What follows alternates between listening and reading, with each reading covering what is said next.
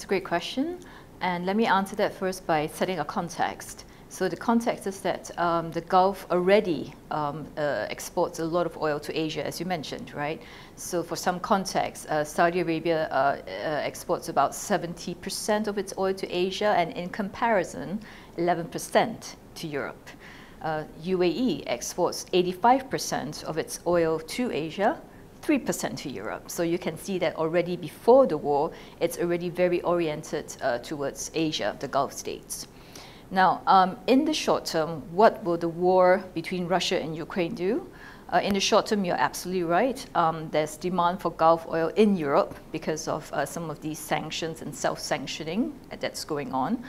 But I don't think we should read too much into it because, in the sense that the Gulf will export less to Asia. That's some of the concerns because it's exporting more to Europe. I don't think that's a concern because a lot of the Gulf exports is predetermined by contracts, right? So there's contracts between Asia and the Gulf for oil and gas exports. The contracts last for about 2 to 4 years, depending whether it's oil or gas. And so that will continue regardless. So Asia will still see a flow of oil from the Gulf to Asia, irregardless of the war. In the longer term, though, and that's where it starts to get interesting, in the longer term, I still don't think that relations will be impacted, even though Russia will definitely focus more on Asia because it's cut out of the European markets. Why?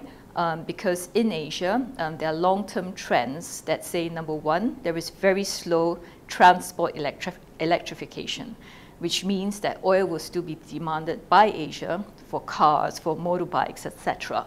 So that will still be demand from the Gulf, from Asia. Secondly, there is coal to gas switching going on in Asia, but with the high gas prices for the next about 3-4 years, they cannot afford to really shift over from coal to gas in Asia. So that means there's still long-term good business opportunities for the Gulf in Asia.